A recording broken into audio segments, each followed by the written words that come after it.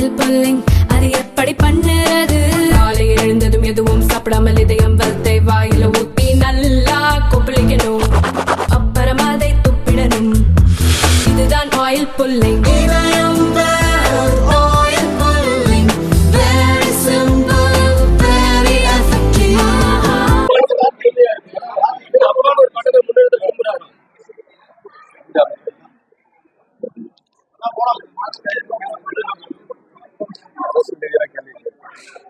அரசியல் ரீதியான கேள்வி இருக்கு.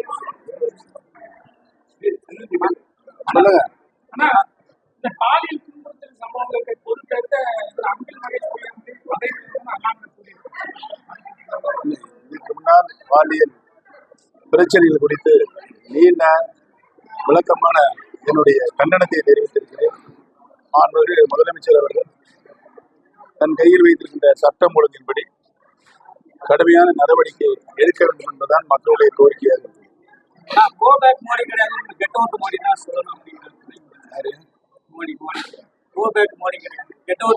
நடந்து முடிந்த நாடாளுமன்ற தேர்தலில் மீண்டும் 3ஆம் முறையாக தேசிய ஜனநாயக கூட்டணி சார்பாக மாண்புமிகு பாரத பிரதமர் தேர்ந்தெடுக்கப்பட்டார். யார் கெட் அவுட் என்பதனை இந்திய தேசிய மக்கள் தீர்மானித்து நல்ல விடையை தந்திருக்கிறார் என்பதை தெரிவித்துள்ளது. அதிமுக செங்கோட்டை மூத்த நிர்வாகிகள் எடப்பாடி பழனிசாமி புறக்கணிக்கிறதா போயிட்டு அருமையண்ணன் செங்கோட்டையன் அவர்கள் தன்னுடைய இதயத்தில் இருந்த மனசுமையை வெளிப்படுத்தி இருக்கிறார். அவருடைய வாதம் உணர்வுபூர்வமான வாதமாகத்தான் நான் எடுத்துக்கொள்கிறேன். தொடர்ச்சியா போனா அதிமுகவோட அழிவுக்கு வழிவரும். அது ஒரு மூத்த நிர்வாகி திரு செங்கோட்டையன் அவர்கள் மூத்த நிர்வாகி, புரட்சி தலைவர் காலத்தில் புரட்சி தெரியுமா அம்மாவோட நிர்வாகி. கழகம் எடுத்த அத்தனை நடவடிக்கைகளுக்கும் தான் விசுவாசமிக்க கழகத்தினுடைய தொண்டன் தலைவர் என்ற நிலையில் அவர் பணியாற்றியிருக்கிறார் என்பதை நான் நன்றாகவே அறிவேன். ஏனென்று சொன்னால் நானும் அவரும் மாண்புமிகு அம்மா அவர்கள் சொன்ன அத்தனை பணிகளையும் தமிழகத்தில் இருக்கின்ற அத்தனை சட்டமன்ற தொகுதியும் நாடாளுமன்ற தொகுதியும் பயணித்து பணியாற்றி இருக்கிறோம். அதில் எந்தவித வெறுப்புக்கும் இல்லாமல் கட்சிக்கானுடைய பணியாற்றக்கூடிய ஒரு நல்ல தலைவராகத்தான் நான் அவரை பார்க்கிறேன். அதைத்தானே நாங்கள் சொல்லிட்டே இருக்கிறோம். பிரிந்து கிடக்கின்ற அனைத்து இந்திய அண்ணா திராவிட முன்னேற்றத்தினுடைய சக்திகள், தொண்டர்கள், புரட்சி தலைவர் எம்ஜிஆர் அவர்கள் இந்த இயக்கத்தை தொண்டர்கள் இயக்கமாகத்தான் உருவாக்கினார். இன்றைக்கு தொண்டர்கள் மிகுந்த வருத்தத்தில் இருக்கிறார்.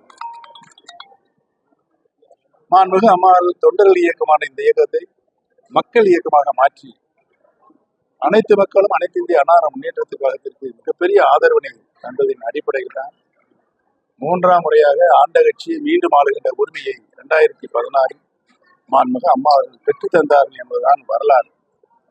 234 தொகுதிகளிலும் இரட்டை இலச்சினத்தை போட்டியிடச் செய்து அதில் வெற்றி கண்டவர் இதேதான் டாக்டர் புரட்சி தலைவி அம்மா அவர்கள். கழகம் பிரிந்திருந்த நேரத்தில் மீண்டும் ஒன்றாக இணைகின்ற பொழுது அவர்கள்தான் ஒருங்கிணைப்பாளர், இணை ஒருங்கிணைப்பாளர் என்ற பதவியை உருவாக்கினார். மீண்டும் அவர்களே ஒற்றை தலைமை வேண்டும் என்று பலவந்தமாக எதேச்சரமாக கொண்டு வந்தார்கள். அவர்கள் சொல்லிய காரணம், ஒற்றை தலைமை இருந்தால் வருகின்ற அனைத்து தேர்தலும் அனைத்து இந்திய அண்ணா முன்னேற்ற கழகத்தை திரு பழனிசாமி அவர்கள் வெற்றியடை செய்வார்கள் என்றுதான் அவர்கள் சொன்னார்கள். ஆனால் தலைமையேற்ற ஒற்றை தலைமை, அவர் தலைமையேற்றதுக்கு பின்னால் நடைபெற்ற அனைத்து நாடாளுமன்ற, சட்டமன்ற, ஊரக, உள்ளாட்சி தேர்தல், நகராட்சி தேர்தல், மாநகராட்சி தேர்தல் அத்தனையுமே தோல்வியை கண்டது. ஆக தொண்டர்களால் உருவாக்கப்பட்ட இந்த இயக்கம், தொண்டர்கள் இப்பொழுது மிகப்பெரிய மனவருத்தத்தில் இருக்கிறார்கள். இணைந்து செயல்பட்டால் உண்டு வாழ்வு என்ற நிலையில் அவர்கள் இன்றைக்கு இருக்கிறார்கள். அதிமுக மும்மொழி கொள்கை கேள்வியே தப்பா இருக்கு. கேள்வியே தப்பா இருக்கு. பேரறிஞர் அண்ணா அவர்களும் புரட்சி தலைவர் எம்ஜிஆர் அவர்களும் மாண்புமிகு அம்மா அவர்களும் சட்டமன்றத்திலேயே இருமொழி கொள்கைதான் தமிழக மக்களுடைய உயர்மூச்சாக இருக்கின்ற தீர்மானமாக நிறைவேற்றியிருக்கிறார்.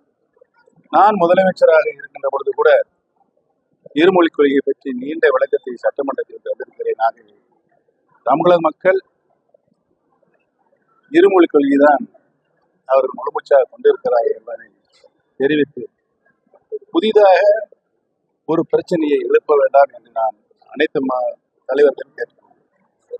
ஆனா நேத்து ஒன்றிய கல்வித்துறை அமைச்சர் ஒன்று சொல்லியிருக்காங்க. தேசிய கல்விக்குள்ளே எதிர்த்தா தமிழ்நாடு கொடுக்க வேண்டிய பள்ளி கல்வித்துறை நிதி ஒரு மட்டும் பேசியிருக்காரு. ஒன்றிய கல்வி அவர் சொன்னது இப்ப பல்வேறு கருத்துக்கள் வந்திருக்கின்றன. இது முடித்து வைக்கப்பட்ட பிரச்சனை. 1965 மிகப்பெரிய ஒரு மொழி போராட்டம் நடைபெற்ற பொழுது அதற்கு தீர்வு காண்பதற்குத்தான் அப்பொழுது மத்தியில் ஆண்டு கொண்டிருந்த அரசு உறுதிமொழி தந்தார்கள். தமிழக மக்கள் விரும்புகிற வரை ஆங்கிலம் தான் பொதுமொழியாக இருக்கும் என்று சொல்லியிருக்கிறார். அங்கு அன்றைக்கு ஒப்புக்கொள்ளப்பட்ட உறுதிமொழி இன்று வரை நீடித்திருக்கிறது. தொடர்ந்து நீடித்தால் தமிழக மக்களுக்கு நல்லது கிடைக்கும் என்பதை தெரிவித்துள்ளேன். மத்திய அரசினுடைய நிதி அனைத்து மாநிலங்களுக்கும் பரவலாக தரப்பட்டுக் கொண்டிருக்கிறது என்பதை தெரிவித்துள்ளேன். இப்போ எடப்பாடியார் வந்து பிஜேபியோட கூட்டணி பண்ண வைக்க மாட்டேன். பிஜேபி கூட்டணி கடந்த நாடாளுமன்ற தேர்தலில் தேசிய அளவில் ஒரு ஜனநாயக கூட்டணியை மாண்புமிகு பாரத பிரதமர் அவர்கள் உருவாக்கி தனக்கு பக்கத்தில் வலதுபுறத்திலே அவரை உட்கார வைத்திருந்தார். நீங்க அதெல்லாம் பார்த்திருப்பீங்க. 4 நாள் கழித்து அவருக்கு என்ன வந்தது என்று தெரியவில்லை.